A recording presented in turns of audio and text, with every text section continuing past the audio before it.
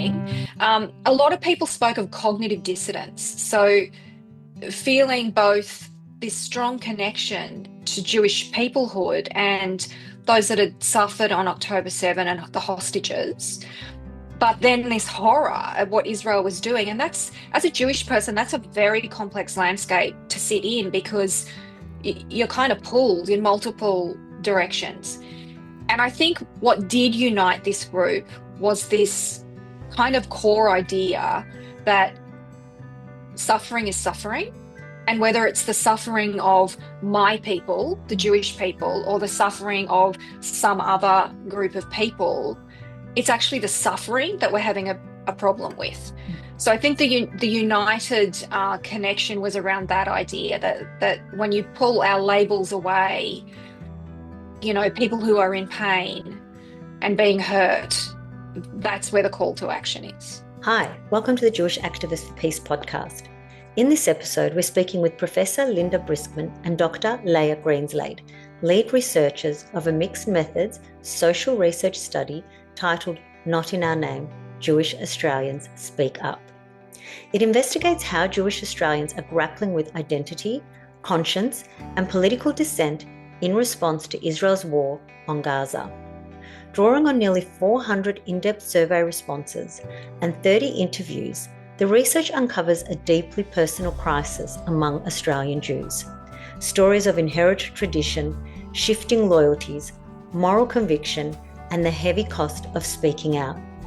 From lifelong Zionists to anti-occupation activists, participants offer a window into the diversity, tension, and transformation shaping Jewish communities in Australia today. Professor Briskman and Dr. Leia Greenslade, thank you for joining Jewish Activists for Peace. So to start, can you tell me what prompted this study and what you hope to uncover? Sure. We're both people who hold particular views in the Jewish community, and we're social work academics. We've known of each other for quite some time. And really the idea was born out of, we were seeing in the media the amplification of a very particular part of the Jewish community who were heavily Zionist and stood in support of Israel. And that certainly is a large section of the community. But it's not the whole story. There's also, like any community, there's a range of very diverse views. And there's quite a number of people who, like us, do not support Israel's actions in Gaza and the occupied territories. And this is globally. And it's actually always been the case that there's been Jewish people who don't support Zionism or don't give Israel sort of a license to do whatever it cares to do.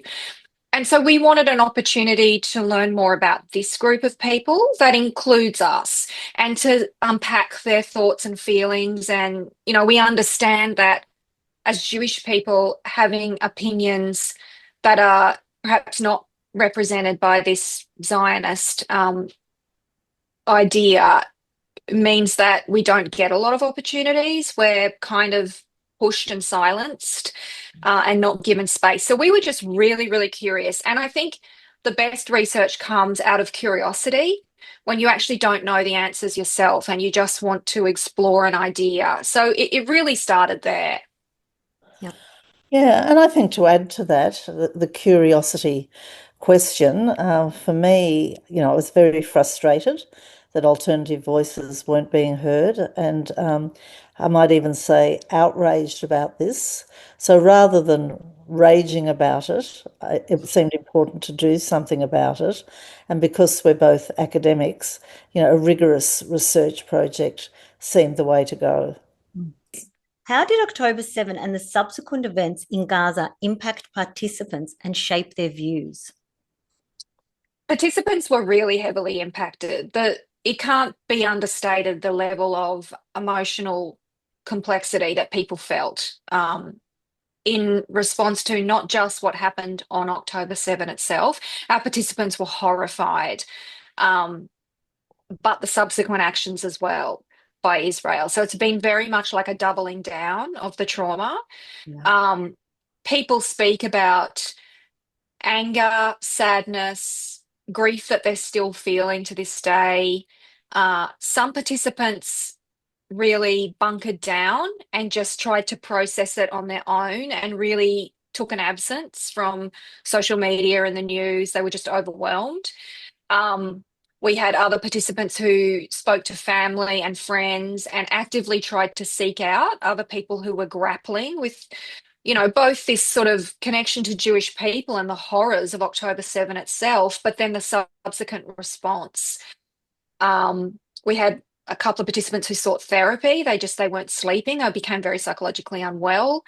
Um, and then, a lot of these participants took action. Like they couldn't sit in this feeling of moral outrage and horror. So they began to join groups like Loud Jew Collective, Zedek in Sydney, the Jewish Council of Australia. They sought out opportunities to, well, we need to do something. Where are our people?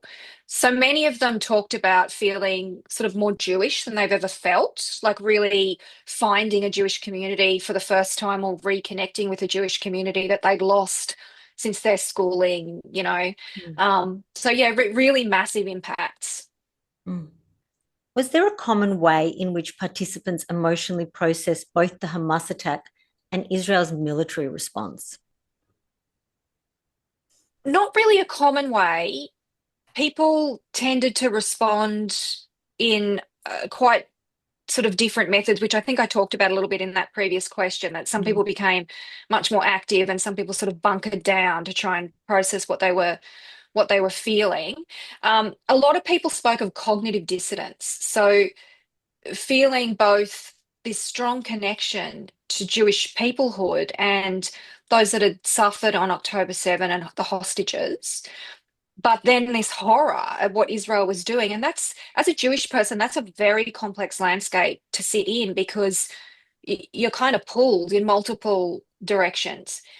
And I think what did unite this group was this kind of core idea that suffering is suffering. And whether it's the suffering of my people, the Mm. Jewish people, or the suffering of some other group of people, it's actually the suffering that we're having a problem with. Mm. So I think the united connection was around that idea that when you pull our labels away, people who are in pain and being hurt, that's where the call to action is. Yeah. And personally, I have to agree with everything that you've said in terms of how I reacted to the situation as well. Mm. And I know, and I'm one of your participants in your study. I really loved the way that I would see the Jewish activists in America, Jewish Voice for Peace, and they would say, don't weaponize our grief. I think how people were processing the events of October the 7th got somewhat overtaken by what followed and the Mm. disproportionate and collective punishment by Israel on law-abiding people, Mm. on women and on children.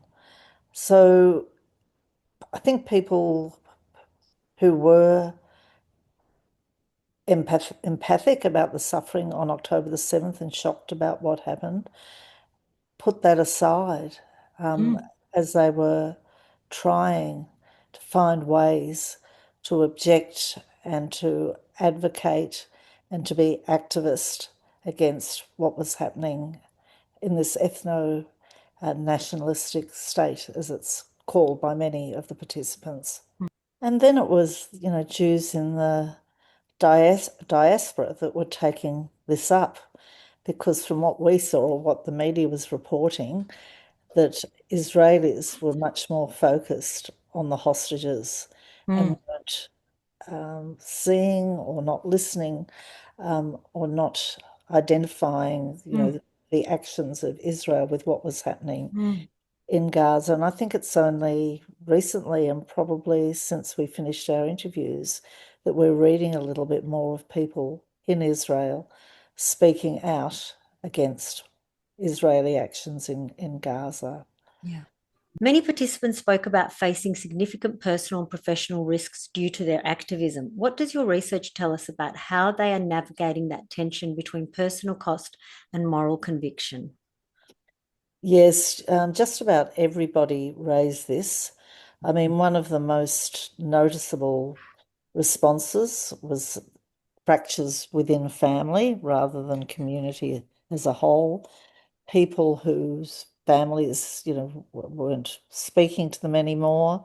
Many families had invested a lot in Jewish education for their children. Their children might have gone to Israel for a year, for a gap year. And there were enormous fractures in some families. Friendships were also lost. Um, and that made it particularly hard for people, particularly there's long-standing friendships where people could no longer engage in dialogue. You could either avoid the topic, which people found it difficult to do, or have a confrontation, which was also difficult to do. Mm. Workplaces were also problematic. And I think for most participants, they were silent in their workplaces. Some of our participants, Jewish workplaces, so that was even more complicated. But one participant, who was working for a government department, really found it difficult. She was adamantly anti-Zionist. She had family in Israel, so even that made her somewhat conflicted. People who had families in Israel, extended families or direct family members, were really, a bit uncertain about what they should do, how they should act, how they should respond. But this particular participant just went into avoidance mode. She avoided going out to lunch with people, and if she did, she would steer the topic into something that was safe and non-political. And if people asked her views in the workplace, she just refused to respond. What do you make of the criticism of the IHRA definition of anti-Semitism among your participants? Well, there was a lot of criticism, and it does reflect that broader issue of conflation of anti-Semitism with criticism of Israel, and that's, I guess, to use that expression, the elephant in the room. So there was great consternation, at universities that this, by people who were largely anti-Zionist, that this definition would be adopted. And of course, it wasn't just Jewish people who were concerned about that. It was other supportive academics. So I think there was a lot of action to try and stop universities adopting the IRA definition, and not all did. And now we're confronted with a new definition that was adopted by Universities Australia, which is a modification of IRA, but it still has those same inherent dangers of that conflation. And people were worried. They were worried they were going to be silenced. They were worried about their careers. Students were worried about their, international students were worried about their visas. But for our Jewish cohort, they were pretty strong and pretty unified on the fact that these definitions are highly problematic and threatening, the capacity of Jewish people to speak out. And a lot of our participants have been long-time activists, and they were used to speaking out, against the uh, Vietnam War, against the invasion of Iraq. So this was sort of a very, very, very new to them, because even people who were retired from the university were usually still associated with universities, and it Mm. caused great consternation Mm. and great concern. Mm. Thank It you. was also a fear for us as researchers because this was a live issue while this research was active. So we had a sense of not knowing if this definition or one like it was signed on by the universities we were with, what that would mean for our research. So there was certainly a sense for us of let's get this done now. because our participants do criticise the state of Israel. They do criticise Zionism. So would there be a way under this definition that this research would be able to be stopped? I'm not sure. And did your research get impacted by it in any way, or did you finish it before the start date? We finished it before it got impacted by a group of Australian Zionist Jewish people, or there was pushback. We expected that. There was a little bit of pushback on the survey, and then there was pushback to the ethics committee around the interviews. But it mostly came from people who were unfamiliar with the academic process of getting research approved, and that it goes through a very rigorous process of determining that it needs to be fair and unbiased. And so once people were informed about that, it just sort of we were able to finish before it became a problem. Thank you. And we're still yet to publish and still yet to make our findings public, which we will do. We need to finish fully analysing the interviews and to work on crafting some responses around that. So I don't know what the future will hold. Yes.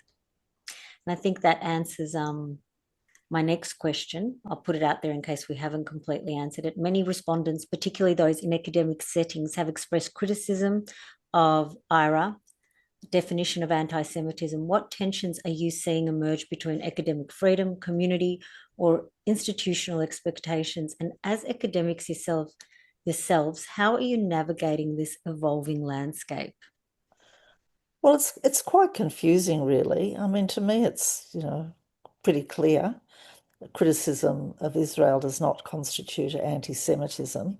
We know what anti-Semitism is. It's hatred, hatred of Jews. It's not speaking out about the genocide, about atrocities. It's not wearing a keffiyeh or watermelon earrings. But universities profess to be, proponents of academic freedom and freedom of speech. And most universities have this enshrined in policy documents, somewhere or other. And this is what is really puzzling. And universities are still saying this, even though some are on the brink of adopting regressive definitions. So there's a huge tension. We're all waiting to see, but we don't just want to wait and see. A lot of academics are being really proactive, meeting with vice chancellors, having public discussions around that. So hopefully all that activism can put some sort of halt to the adoption of definitions. I don't know why we need a definition of anti-Semitism at all.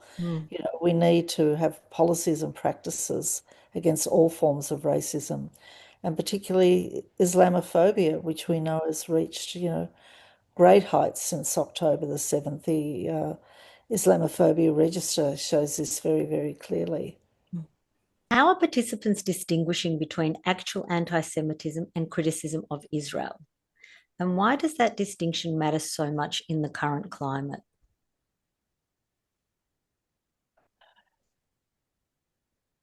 Yeah, well, I think the participants were clear, and aspects that politicians, media, the Zionist lobby might call anti-Semitic, and they've appeared in multiple investigations and reports at various universities and inquiries.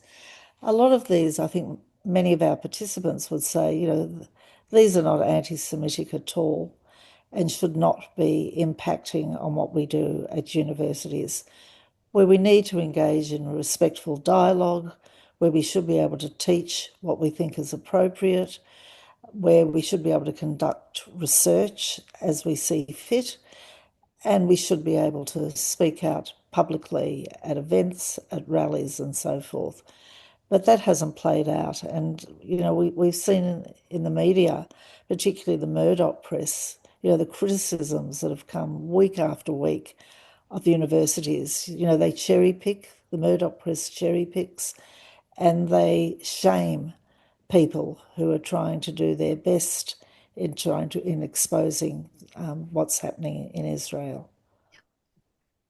I think participants as well were really sympathetic to the reality that there are members in the Jewish community that are very frightened at the moment. Most participants felt that was, I think one participant said that they believed Jews were not facing an existential threat in Australia. That was a participant who actually works in Jewish education. So there was sort of both the self-belief that, yes, there's anti-Semitism, but there's a lot that is being conflated as anti-Semitism. But this understanding still that people are really affected by this. So one participant spoke about their grandmother who was very, very afraid and how terrible that was, that she was afraid. Um, Another participant talked about having a conversation with a friend, a young friend who said, "Oh, I'm scared to go out." And this participant said, "Look, your name is Charlotte. You don't look, it's not like you're wearing anything that defines you as Jewish. You actually don't have anything to worry about." Um, so I think what really, I guess, impressed me about this group is that often we're portrayed in the media or by Jewish Zionist organizations as sort of silly, uneducated, somehow like less Jewish, self-hating Jews, all of these kind of words. But actually, our participants were really empathetic in terms of the Jewish community is really facing this fear that is perhaps not real, but even so, it is having an effect on their daily lives. With younger age brackets, 25 to 44, making up more than half the survey sample, are there observable generational differences in how Jewish Australians are engaging with the Israel-Palestine issue? This was really fascinating. I had thought we would get a lot of sort of a more younger people, and I guess that's because it is the younger people we're seeing in the university rallies and things like that. So I thought we'd get this cohort of young activists, and we certainly do have representatives from that group, and they are amazing. But we also got this really powerful group of over 65s who have been protesting injustice since, I think Linda mentioned, the Vietnam War. We have people who worked in the women's movement, really long-term activists who know how to fight. Like they know how to play the long game. But even so, there really weren't that many observable differences between their approaches. We certainly couldn't say, the older cohort believe this and the younger cohort believe this, that they actually believe the same thing, which again is that core of people are suffering and we're not going to divide those people into Jewish people or Palestinian people. We are here to fight suffering and to fight for justice, and that's our game. So there really wasn't discernible difference. The one area that there was just a faint bit of difference, which I'm actually really keen to explore in further detail, is around language use. So and it didn't split completely with age, but it did a little bit. And I wonder if we got to interview the rest of the people that we're interviewing, how this would play out in a larger cohort. But we certainly had some participants who were saying that when you're fighting for change, it doesn't hurt to choose your language carefully. So, for example, if we know that saying the word genocide is going to push people into a for or against, same with the word Zionist. If we say I'm anti-Zionist, it kind of allows a lot of people to go, well, I'm not going to listen to you because I'm not. So we had a discussion with quite a few participants about these binary language choices. But also there was the opposite, the understanding of, well, it is a genocide. So we're not going to shy away from that word. That is what it is. And, we're not going to pretend it isn't. So I'm really fascinated by that, but it didn't split clearly between younger and older. Fantastic. Thank you for that information. Respondents were concentrated in Melbourne and Sydney. Did you notice any regional variation in perspectives, activism, or community dynamics? Yeah, again, yeah, we did. So I myself am not located, I'm not in the southern states. So I'm one of the people that is in a regional area, and we had some participants the same. And we tend to connect with the international organizations a little bit more. So we have participants who are involved in Jewish Voice for Peace overseas, or some of the American anti-Zionist movements, SEDIC Chicago. And I think there's that hunger for connection that we don't get locally. So there's a little bit more of a global connection. But on the flip side of that, I think it also allows participants in regional or the non-southern states to be a little bit more active and public and not face those kind of same repercussions, because we're not embedded in the Jewish community geographically in the same way. Mm-hmm. Thank you Yeah, for I that. certainly see the difference. Personally, and not just coming out of the research, because I live in Sydney and I also lurch to Melbourne quite frequently. And, I was recently at a Seder event run by Loud Jew Collective in Melbourne, where there were many, many people. I think they had close the doors to admission eventually because so many people wanted to be there. And they were all people, it was like people had found their group, their tribe, whatever we might want to call it. A lot of them were very young. And when people were spoken to later, there's been a little video made of it. They talked about the importance of being with people who thought along the same lines as themselves. So I think those collectivities seem to be really important in Melbourne and Sydney, but of course impossible where Leia is in Queensland. So I think people do it differently depending on where they are.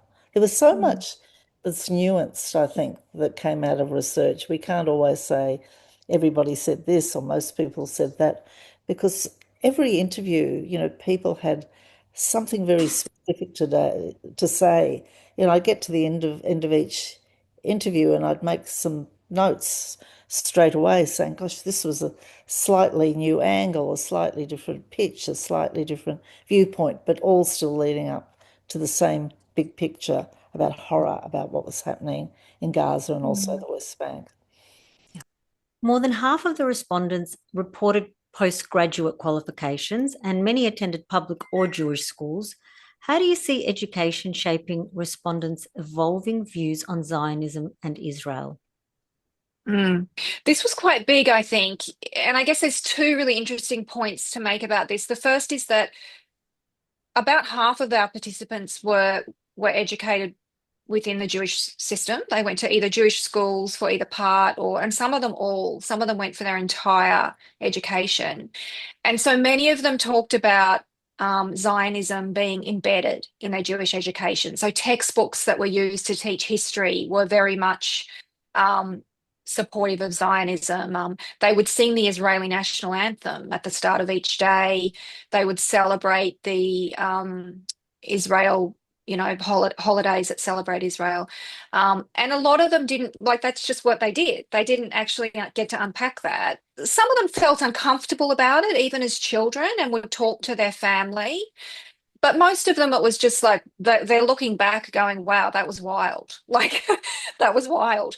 And so a lot of them got to university, and this is when things began to change. They learnt critical thinking skills across a range of degrees, whether they were studying in the humanities or even engineering, music, wherever. At university, you begin to unpack how to think. Mm-hmm. Like you start pulling apart, well, how do I know that that's real? Or it's this critical thinking engagement. And it was really through that process that they began to go, well, hang on a minute, what about this? And what about that? Um, and then when October 7th happened, many of them went on the journey that I think you described yourself, of going, well, I don't actually know. Like I've only been presented with this one kind of perspective. So a lot of them sought out Palestinian viewpoints. They became interested in learning, well, what does the phrase from the river to the sea, Palestine will be free, mean to a Palestinian person? Like we hear a lot about what it means to um, Jewish people who support Zionism, but what does it mean to a Palestinian? What does intifada mean to a Palestinian person? And they began to learn things like, in the Arabic language, the Warsaw Uprising would be called the Warsaw Intifada. So, because that's what the word means. So, their education had, it was that juxtaposition of a Jewish education that was very one-sided on Israel and then coming smack bang into this sort of opportunity to unlearn that. And for people who didn't go to Jewish education, we also have a lot of secular Jewish participants who were raised completely secular. Although even that cohort, many of them are, oh no, I'm completely secular. We're agnostic. But we went to synagogue and on high holidays, or it's not that clear cut. Mm. But even they will talk about a relearning of this sort of assumption of, oh, I'm Jewish, therefore I support Israel. Well, hang on a minute, do I? So the level of education and self-education that they've sought out themselves is really quite impressive. Mm. There were a few in between responses too. I mean, even some of the more secular respondents would say they had, the collection tin for the Jewish National Fund in their house. Mm. So Israel wasn't totally absent. It just wasn't as visible as for some families. And for those who went to Israel, particularly from Jewish schools, between school and university, some of them were quite confronted by what they saw and heard. And that started a journey of rediscovery and reinvention that, as Leia said, was reinforced when they were at university because of the emphasis on critical thinking and meeting with people who had much broader and often very different perspectives. Yeah. Thank you for that. Participants mention a sense of fractioning and fear within the Jewish community. What forms is this taking, and how do you think this is affecting community cohesion? Yeah, I think community cohesion is a word that's sometimes misused. Governments often talk about social cohesion and it appears in various policy documents and, makes people feel warm and fuzzy. But whenever something happens that governments and media uh, or the Zionist lobby thinks a bit underwater, they talk about this breakdown of social cohesion. And I think it's just a distortion of terminology because that's not what it constitutes. So many people have said, our respondents have said, they've never seen anything like this before. They've never seen this fissure in different parts of the Jewish community. I, for one, haven't seen it before. There've always been divisions, and we always, choose our friends and, people who think more like us. But I have never seen such divisions as I have seen now. And it's just presented as so black and white, with no shades of grey in between. So opportunities for dialogue, as I mentioned before, are just simply not occurring. But I think the greatest impact for many of our participants is what I was mentioned, the impact on their own families, because that's very personal. You can't escape your family.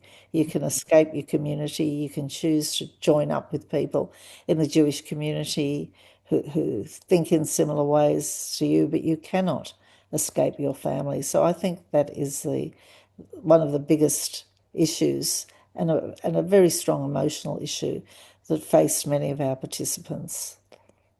Mm. It's actually really nasty.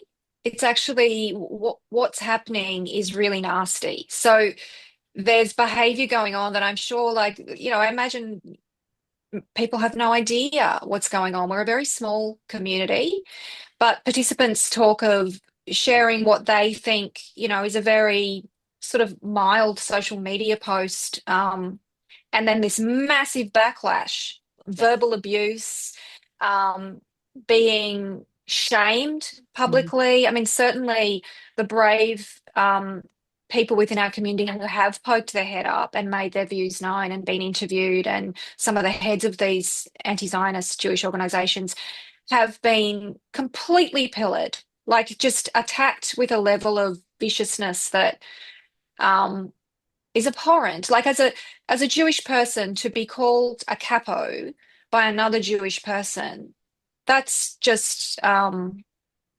it's absolutely horrible. And I think what I found fascinating was our participants aren't like that. Like Mm. they're not saying those same things about Zionists, Jews. They're not saying nasty things about them. They're saying strong things about their views, but they're not personally attacking them. Um, so I really want the, I guess the spirit of these participants to come through, because there's definitely this attempt to go, these, two cohorts, you're either this or you're that. But actually, this group of people are highly educated, really empathetic, really caring. They have very strong views, but, you know, none of them are saying nasty things in people's comments. None of them are trying to get people removed from their jobs or publicly shamed. Which I just think that's really, it's shocking what's going on. Yeah. It's scary. It makes it difficult to continue on with the activism, but I think most of us are compelled and can't stop doing what we know is right. But it is definitely scary. Yeah. Mm. And maybe that's the point. They're trying to make us, quite fearful so that we stop voicing. They're very threatened by the things that we have to say, and that's all we've got is just our speech. Yeah, and I think if they think that this group is going to go away, they're wrong. Like, if people are still prepared to come out and fight for this, even with this level of harassment, I think that really says a lot. We've also got people who aren't in a position to do that. So they will literally lose their jobs within Jewish organizations. But what's happening in that case is a very covert kind of form of activism. Which actually was the topic I studied in my PhD. I'm really interested in covert activism, this idea that not everyone fights a public battle because they can't, whether they're disabled and they can't make it to a rally, or they're financially relying on an organization paying their wage that they have to agree with. So there's a level of covert activism that's going on underneath what we see as well. They're really brave people. I think it's particularly interesting that it's not going away, and our group was very forceful about that. They weren't going to be silenced at all, because you only have to look at what's happening in America, which is particularly scary. The activism isn't going away there, No. even though people are much more directly losing their jobs. There's threats around speaking up for the boycott, divestments and sanctions campaign, for example. All our participants were very aware of what's happening internationally. But that wasn't instilling a fear in them about speaking out and speaking up publicly. Mm. Yeah. It wasn't going to stop us, that's for sure. No. No, exactly. It's unstoppable, yes. It's unstoppable. It was beyond the fear. It was, it transcended it. It's that the conviction is that strong. And I think having collectivities helps with that. Very It gives much so. people strength. So there is probably the covert activism as well. There is definitely what Leia was mentioning, and that came up. The participants who were fearful, for example, in their workplace. But I think being part of an organisation, being part of a collective of people who are prepared to speak out, I think it makes a huge difference. And I think that movement will just get stronger and stronger. Yes. It's probably the biggest the movement's ever been in the last 80 years. It's only growing. Yeah. Yeah. Yep. Yeah. Not in our name is we think, when I speak to other people that it's the biggest the movement's ever been. Mm. Mm. So many described an unlearning process regarding Zionism. What did that process look like for them? And were there key turning points? This was kind of beautiful. The participants, this unlearning process, they really sought out to balance out the perspectives that they'd learned. So a lot of them mention really key books, the Hannah Arendt books, Anthony Lowenstein, Sean McGid has a great new one out. So they actively sought out books, both written by Jewish people who don't support Zionism and also Palestinian people to get that narrative. There was also a lot of learning around historically what has happened in our community in terms of Zionism, because if you believe the mainstream narrative, Zionism is Judaism, but it never has been. And even in the very early days, there was very strong opposition. So people read the works of, many Orthodox rabbis and rabbinical writers do not support Zionism. So there was a reconnection with that. A lot of learning around the Bundist movement, the Jewish labor movement, and they were very much more interested in this concept of doikite, this Yiddish word about nowness, so here-ness. This is what we need to focus on, is justice where we are, rather than this other place that we're actually not, involved in. Um, and so a lot of them have really connected with this Jewish identity in this brand new way, and a part of this sort of growing movement of, davening and levels of Jewish observance that they never maybe would have thought of before, attending Seder's, like Linda said, dipping their toes into new ways of reconnecting with these ancient pathways outside of synagogues. And some participants are involved in trying to get a non-Zionist synagogue happening in Melbourne, in some kind of venue where they could. But there's a hunger for Jewish practice in a way that is separate from Israel. And so that really came through strongly. Yeah. Thank you. Out of nearly 400 participants in this study, Jewish Australians are saying, "not in our name." What then are they affirming? What are they saying yes to? Well, they're partly saying no to, and that's in the name of Judaism. We do not support what's going on in Israel. We do not support the Jewish state. We do not support the actions of the Jewish state. And I think that's a pretty strong message that's coming through. But it's a little bit more than that. I think when you sort of unravel what was said in the interviews, what other Jewish people are saying, it's something about Jewish exceptionalism that somehow, when we're looking at all forms of racism in society, and there's no doubt that racism exists in Australia and in other states, particularly settler colonial states, that why are Jewish people singling themselves out as being more worthy of condemnation of anti-Semitism? Of course, we should condemn anti-Semitism, but we should condemn other forms of racism in our society. And this is something I think is missing. And I think not in the expression "not in our name" can be extended from the actions in Israel to something a little bit closer to home, and how people feel a sense of discomfort about what's being said about anti-Semitism, that it's the greatest scourge since the Holocaust, for example. I should mention too, and we haven't touched on that people did mention the Holocaust. They mentioned the Holocaust. They were shocked by that. Many had family members who perished in the Holocaust. But there were great concerns about the Holocaust being weaponized, to use that term.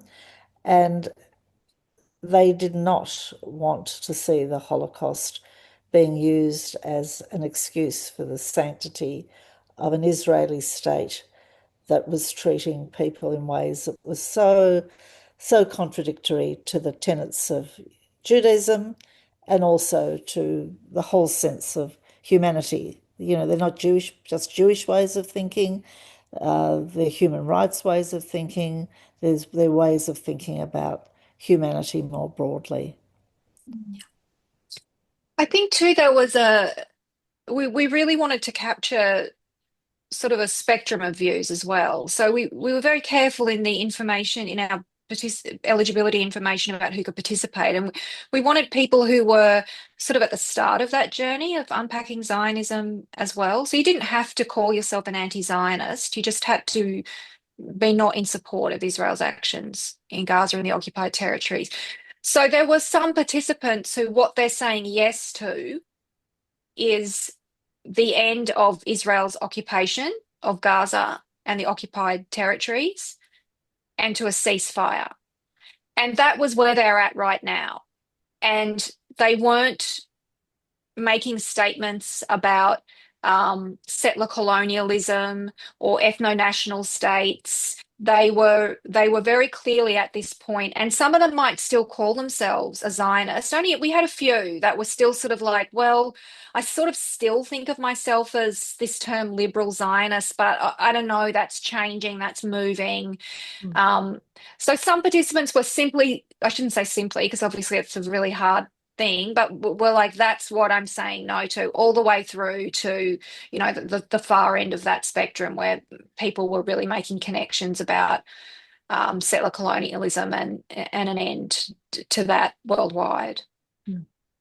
And the way we set up the research, we didn't say this is directed at anti-Zionist Jewish people. We said it was, people who opposed Israel's actions in Gaza and the West Bank, and following on from that, supporting what uh, Leia's saying about ending the occupation and so forth. And people use the word Zionism in different ways. They realise it's a very contested term. Some didn't see themselves within the Zionist space one way or the other. Some people use the word anti-Zionist, ex-Zionist. What were the other terms, Leia? I'm just trying to remember. Non-Zionist, Zionist. post-Zionist, Yeah. and then a few who are like, I'm not touching that word. Yeah. Yeah. What do you think Jewish leadership in Australia and perhaps globally could learn from this research? Well, that's $1 million question, Lisa. I know. Look, the Jewish leadership, when we talk about Jewish leadership, we're often talking about the pro-Israel lobby Yes. because they are claiming that space, on the whole, that leadership space in public discourse. I think it will be very hard to influence that lobby. They've been around for a lot of time. They have a lot of power and influence. We asked our participants, why do you think this lobby has so much influence in our society? And I think when you look at their influence, we've also got to influence people who are listening to exclusively to that lobby and are not listening to people like us or our participants. And I'm talking mainly about politicians and sections of the media, as well as the wider community. So if our political leadership actually showed leadership and heard all voices and weren't so quick to jump in and condemn anti-Semitism, at every action, small as they might be, that occurs, I think that would make a huge difference. I think if the media, and I think it's very hard to influence the media, if sections of the media were less, rapacious in their views, were less personalising about in their condemnation, that would make a huge difference. But I'm more attuned to trying to influence the political landscape and the political leadership. That might be blue sky thinking, but I Not think at all. the Jewish leadership has got such a long way to go. I think they must be feeling, I can't talk about how they're feeling, but they must be somewhat rattled by the Mm, opposition that's occurring and mm, growing. mm. But, Mm. I haven't met with them. I don't think Leia's met with them. Perhaps we should ask for a meeting. I don't know. It would be good to have a more dialogical approach than this Mm. professional approach. Mm. We had one participant who said, who cares what they think? Like, who cares? Like, that's a lost cause. They're not changing. We have to build our own. Yeah. Like, let's not spend any time in a battle that we don't need to have. It's a lost cause. Um, we asked participants about this idea that 99% or 70% or 80% of Jewish Australians are Zionists, which you see various figures of different politicians and Jewish leaders saying. And again, people went, well, who cares? If it's 1%, if you're on the right side of history and you're passionate and you know that your cause is right, who cares what percentage that is? We're here. It's not going to change. Yeah. Yeah. Yeah, how is history going to judge what's happening right now as we speak? That's right. How do you see your findings contributing to the broader public conversation on Zionism, Judaism, and solidarity with Palestinians? We're hopeful. We're hopeful that we can be one small part of what is a growing movement worldwide. We've had some connections with another academic that works for a Jewish university in America who's doing similar research over there. There's similar research being done globally in different spots. So we're hoping that we can be one little piece that gets added to that, to amplify the voices of this group and to grow the message that the Jewish community is diverse and we hold many different views. And there should be space for all of those views. I think it reflects very badly when people try to shut down dissent, no matter what your views are. A rich, healthy community is one that has space for conversation and dialogue. And there's a lot of reputational damage being done to some of these big Zionist organizations that, we had participants talk about a reckoning. There will be a reckoning at some point in the future.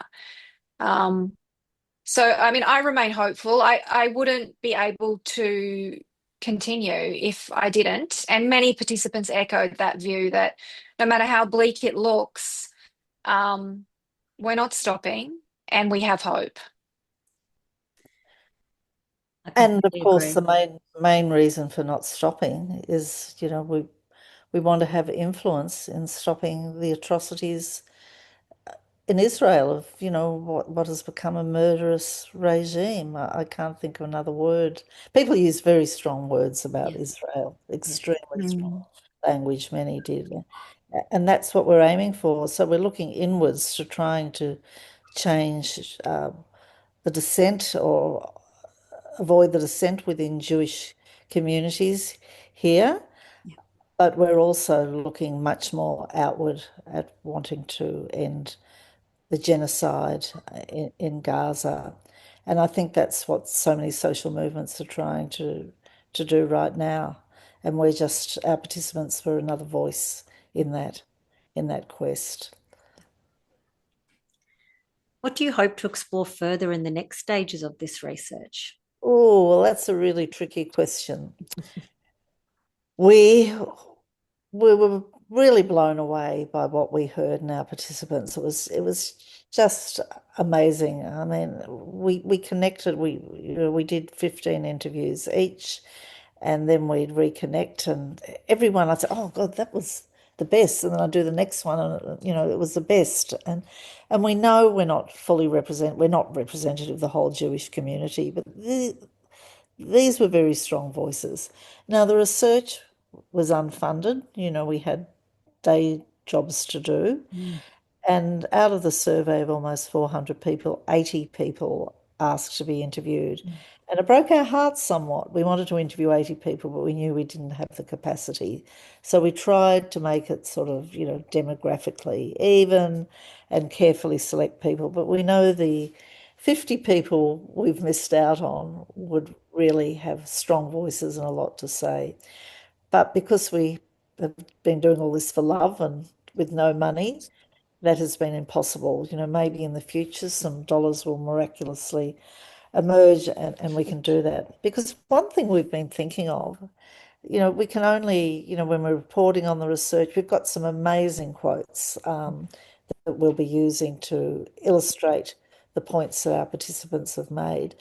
But there's whole stories. There's whole stories there from people's backgrounds, their forebears, their activism, their families, their thoughts, their beliefs, their values, which are too good not to do something with. So our aim is hopefully to perhaps, with the permission of participants, to have a book at some stage where we can have fairly well unedited, people's voices and perspectives. And I think this will be a really unique contribution to the Jewish movement and other social movements worldwide. So we can hope. I really look forward to that book. I want to add, yeah, we would love to do a book. Well, some of the stories that came out, we had one participant who told this story of, we asked people about their family history, where they sat within the Jewish community. So we got these lovely stories about grandparents and great grandparents, and when they first came to Australia. And one participant shared that their grandfather had come with no money and had bought his house with the proceeds of selling Jesus statues door to door in Melbourne, which I just love.